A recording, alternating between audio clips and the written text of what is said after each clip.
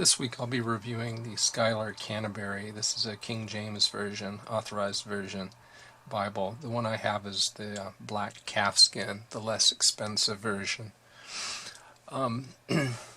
Show you the box.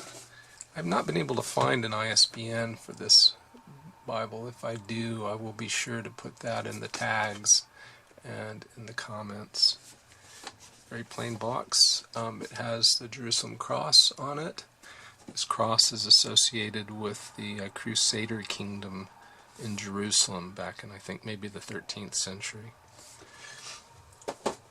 From time to time, I'll be comparing the Schuyler Canterbury to the Allan Longprimer. The one I have here is the 53 Brown, and I will make every attempt to avoid comparing the outside, because this is a goatskin Bible, it's Highland goatskin. I will only do my best to compare only the interiors of the two. As you can see, black calfskin. It has the Jerusalem cross imprinted on the cover. It has a very nice grain to it. Show you the grain if I can. More close. The spine has 6 raised hubs, and it has gold stamping for Holy Bible, King James Version, the Jerusalem cross, and Schuyler written at the bottom. 3 relatively narrow 1/4 inch navy blue ribbon markers, art gilting.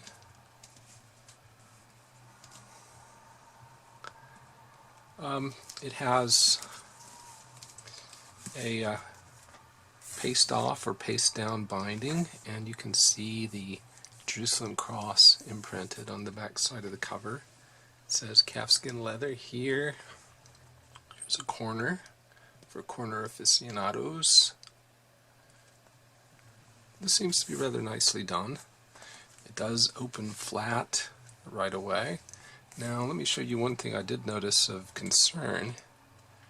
You look here at the headband. It's a white headband, but mine waves a bit. It's trying to make a W or some other character in there. That's at the bottom end. If you look at the headband at the other end, this is really kind of bizarre. It seems to wrinkle about quite a bit, and you can see some sort of a brown paper. I don't know if the camera is picking that up, but there's a brown paper showing back there as well. So perhaps I should have returned this one. I don't know. It doesn't affect the functionality. It's just a matter of aesthetics to me, and I think those can be repaired and replaced relatively easy. So it didn't seem to me that that was something worth returning the Bible over. It's mentioned it's Smythe sewn. There is no overcast stitching in this book, and I'll make my first comparison. In the Longprimer, there is a line of overcast stitching visible on page 36 on the interior. The dimensions of the Bible, it's 9 and 13/16 inches tall, 6 3/4 inches wide, and it's 1 5/8 inches thick. It includes, we'll start through it, several pages, heavy paper. Then the first page with printing on it is, well, there's a presentation page here. Then you have a single white page that says Holy Bible, and you can see through to the Holy Bible Authorized King James Version on the next page. You can see on the next page Schuyler Bibles and the Jerusalem cross in red. So here's the first page.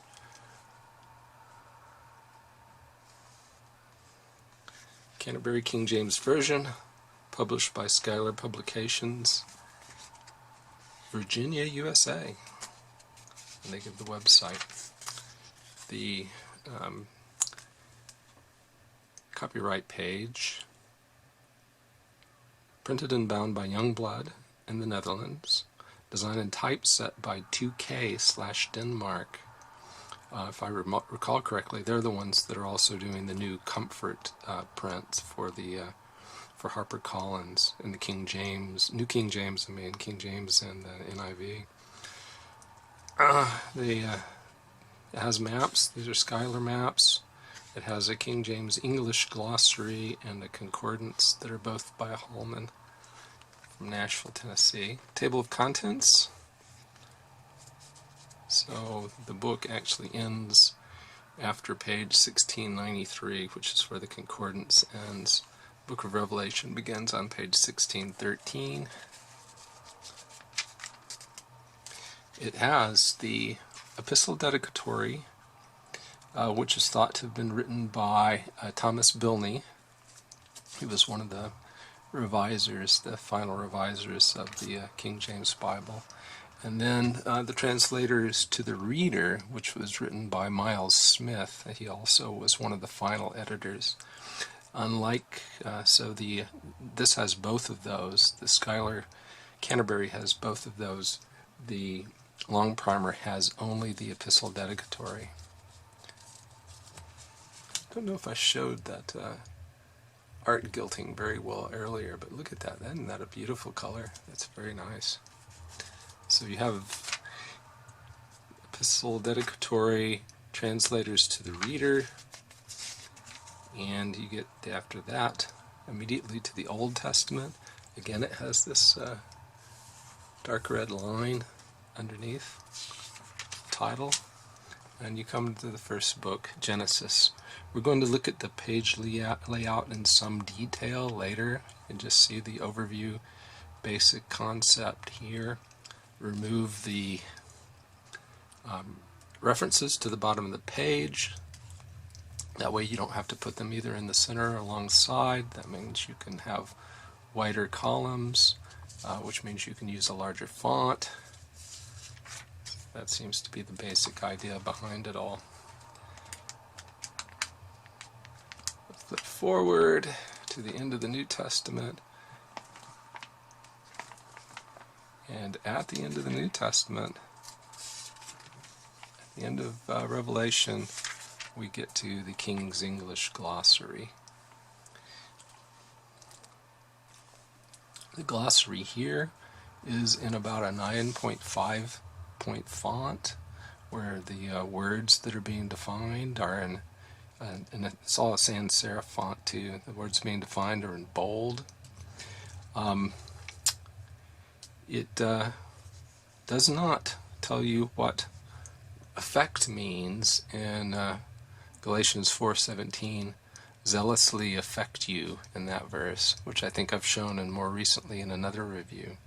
There is nothing analogous to this King's English Glossary, however, in the Longprimer at all. Longprimer, on the other hand, does include a dictionary of scripture names and a subject index. So if you didn't know what betrothed meant in the old days, it meant to pledge to marry. Betwixt is between. So it's kind of interesting.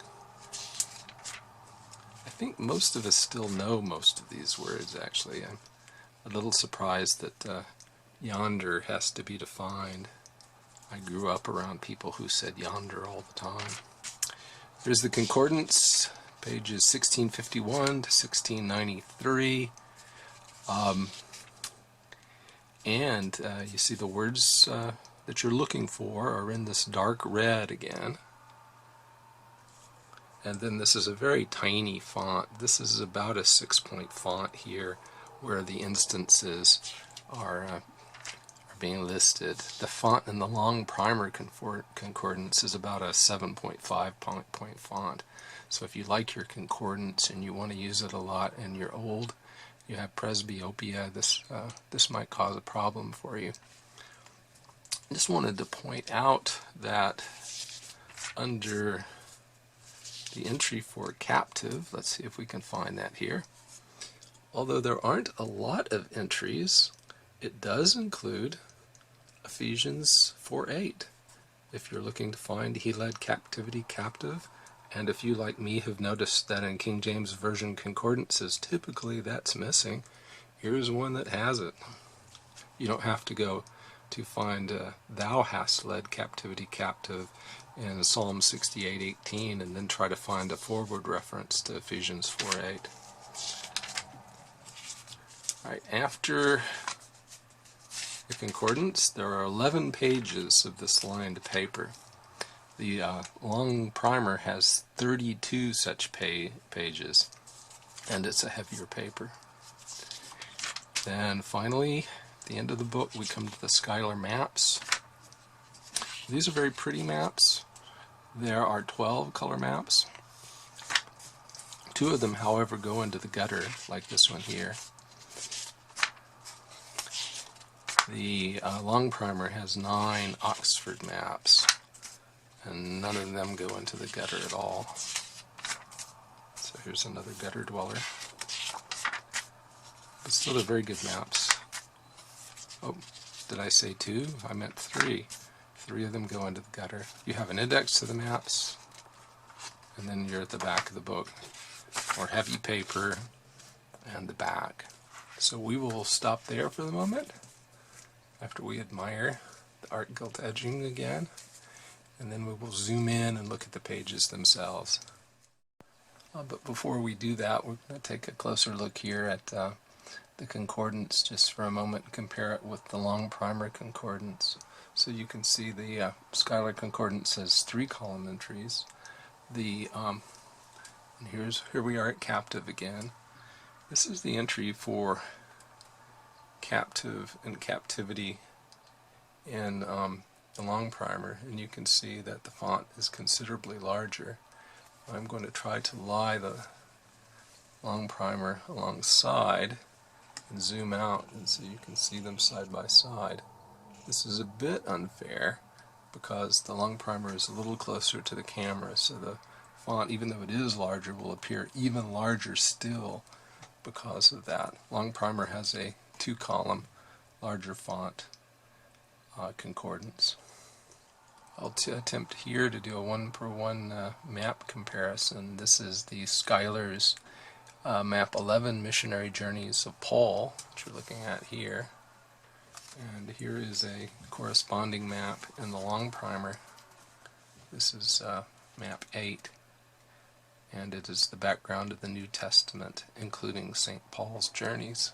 So you can see that the Oxford map has a break in the gutter. The Schuyler map does not. I measured the sheet thickness to be 37.8 micrometers in the Schuyler Canterbury. On the basis of that, I estimated the paperweight to be 34.6 GSM. The advertised paperweight is 36 GSM, so my error is 3.9%, which means that this paper is actually more dense than I had estimated. It is a fairly flat in terms of reflectivity, diffuse reflective paper. You can see some sheen here as I move the angle with respect to the lamp, but it's not very much, and it's certainly not especially noticeable.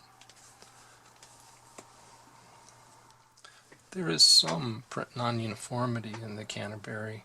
It's not very severe. You're looking now at the beginning of 2 Thessalonians on page 1553. I'm going to show 1551 over the top so that you can compare. You should see that 1551 is somewhat lighter. Now it's not so light that it's a problem, but this type here to the right is darker than the type to the left. Yeah, the Canterbury is line matched, whereas the Longprimer is not. I'm holding the page up with my lamp behind it in the hopes that you'll be able to see that the paper, the print from the other side of the paper is lined up with the print on the side of the paper that you're looking at.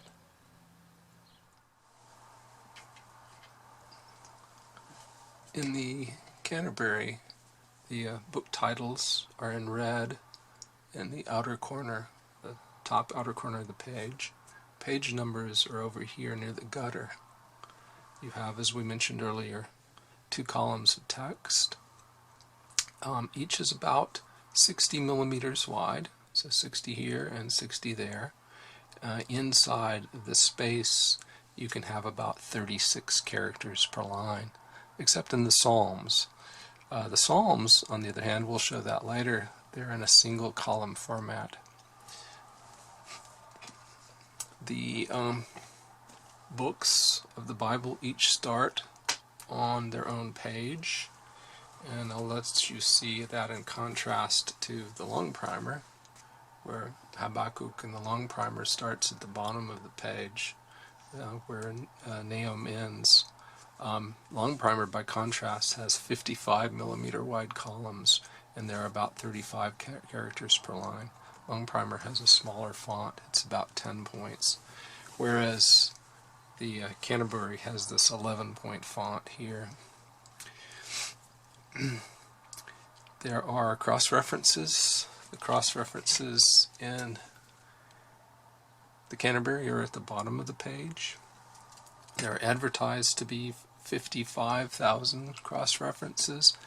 The Canterbury advertises, the Longprimer advertises to have 100,000. So 55,000 cross-references in the Canterbury versus 100,000 in the Longprimer. I have not counted them, so I do not know.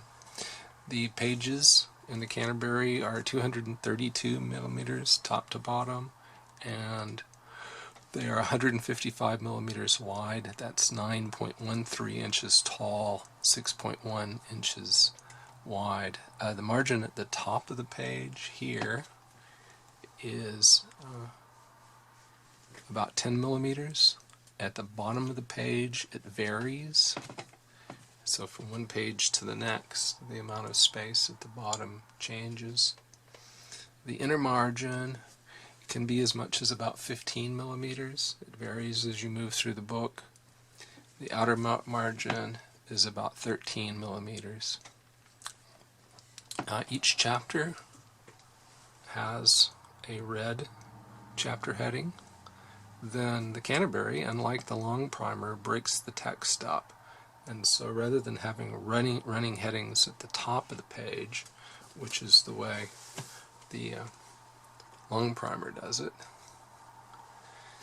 it has section heads that are in all caps and black letters. So here's one on the pride of the Chaldees, then the next one, woe for violence and deceitfulness. The verse numbers, you can see that. You have a red drop cap at the beginning of the chapter, decorative drop cap, and then the verse number here, 2, is also in red type. Let's see if we can go in and show you that more closely.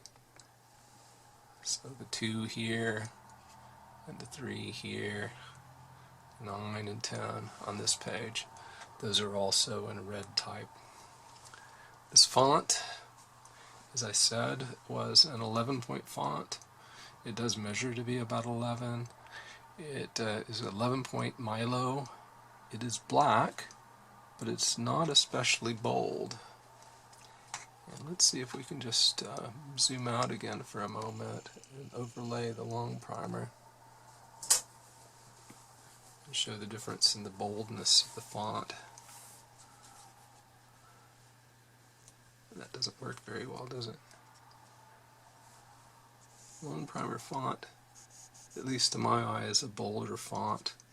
Smaller here, larger here, thinner font here, a darker, bolder font. We may do the same comparison somewhere where there are fewer pages in between so that they're closer, the two books are closer to being on the same plane.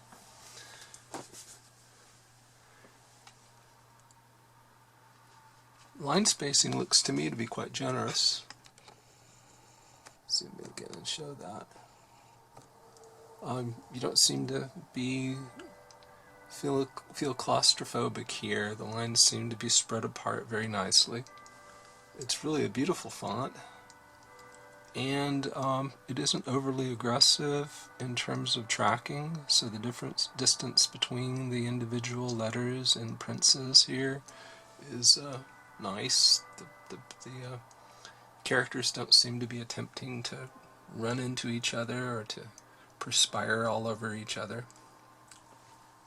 One of the big differences between the Schuyler Canterbury and the Allan Longprimer is the use of italics or lack thereof. You're looking now at Hebrews 2:16 in the R.L. Allan Longprimer, and because they've decided not to include supplied words in italics, you read this verse and you think this has to do with Jesus taking on not the nature of angels, but on the nature of the seed of Abraham.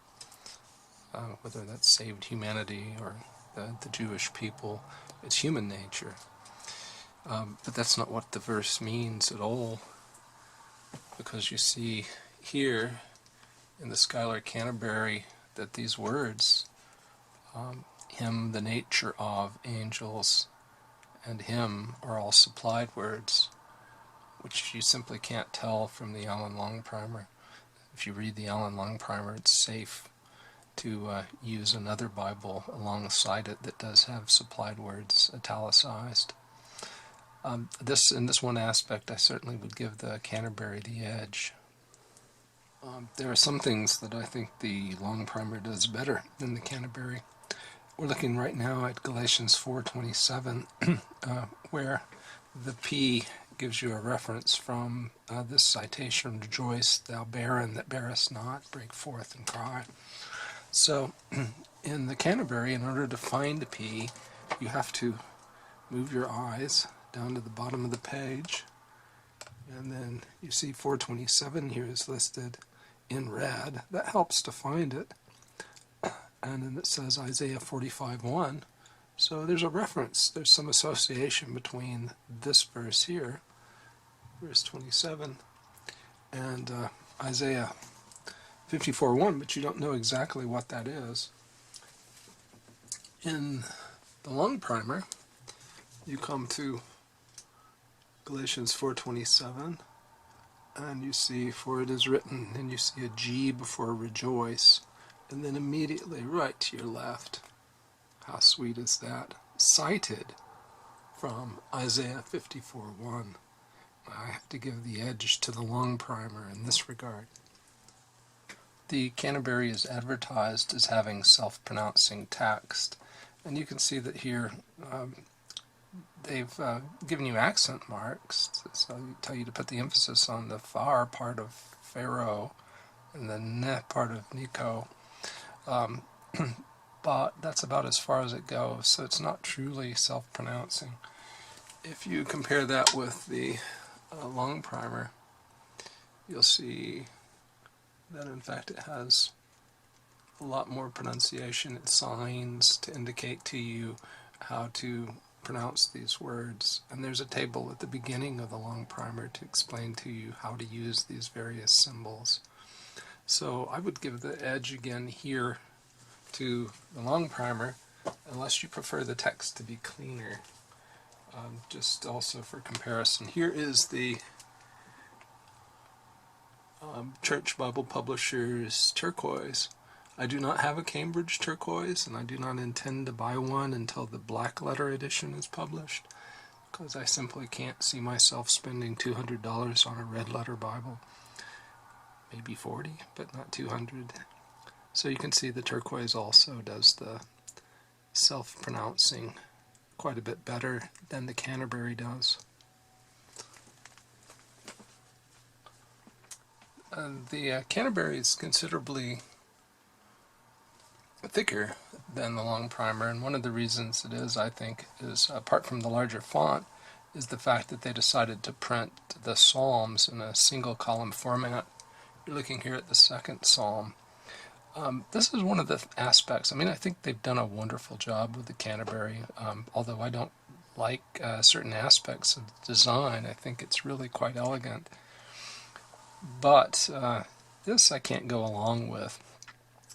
If you're going to format the Psalms as poetry, then why do you break the lines this way? He that sitteth in the heavens shall laugh, the Lord. You leave the Lord dangling at the end of this line? Shouldn't the line break be here at the colon, and then the next line read, the Lord shall have them in derision? This is throughout the Psalms. You'll see this kind of thing. If you go down farther, verse 5, then shall he speak unto them in his wrath, and vex them in his sore displeasure. Shouldn't "and vex them" be on this line? You'll see the same thing over here, 9 and 10. Let me zoom out so this will focus more easily. 9 and 10. Why isn't "thou shalt" down on this line? Thou shalt dash them in pieces like a potter's vessel. There's certainly room for it, and it works better that way. Why is "be" on the next line dangling here by itself? "Be wise now, therefore, O ye kings, be instructed, ye judges of the earth." Poets don't write their poetry that way unless they're really odd ones. The "be" belongs down here with "instructed." Do you see here the format? Single column format in the Psalms. Unfortunately, the lines, to my taste anyway, are not broken correctly. I'd like to do a font comparison here in Genesis, where I can attempt to put the books on the same plane, same distance from the camera. So this should give you a good sense of how the fonts are different. The thinner font to the left is the Canterbury. The bolder, smaller font to the right is the Longprimer. And my preference is for the Longprimer font. I would actually prefer this if it were a point smaller and bolder. That would make room in the center column to put the references, and you would end up with something much more like the Longprimer in design, or like this. This is the Church Bible Publishers Canterbury, which is printed quite well for a relatively inexpensive Bible. Paper is not as good as it could be. That really needs to be improved. But I actually find myself using the Church Bible Publishers Turquoise more than the Canterbury. Well, one of the things I really like about the Schuyler Canterbury is the fact that they went with a black letter text. I've read for the drop caps, read for the chapter headings, but words of Christ are in black. I don't mind it if you prefer red letters. I'm glad they make red letter editions for you, but I really like black myself because the red I find actually difficult to read. I get eye strain. It actually physically hurts my eyes to try to read red letter Bibles for any length of time. Unfortunately, the personal size version of the Canterbury is in a red letter, and they made the font about an 8.5 point. I think that Bible would have been a real winner, at least with me, if they had gone with a 9.5 point font or so and kept the words of Christ in black. To me, that sounds like a wonderful Bible. So I'll end today's film by showing the cast playing a minor role in today's movie was the Church Bible Publishers Turquoise. I did a full-length review of that elsewhere, so you can find that on my channel. The antagonist in the movie was the Allan Longprimer. This is the 53 Brown. And our star is the Schuyler Canterbury in black calfskin. I think I neglected to mention earlier that there is a line of stitching around the outer edge of the cover. It's a very professionally made, innovative design, a beautiful Bible, but for various reasons I find myself using both of these other two Bibles more than the Schuyler Canterbury. Well, I hope you found this useful, good information to have, and I think that's a wrap.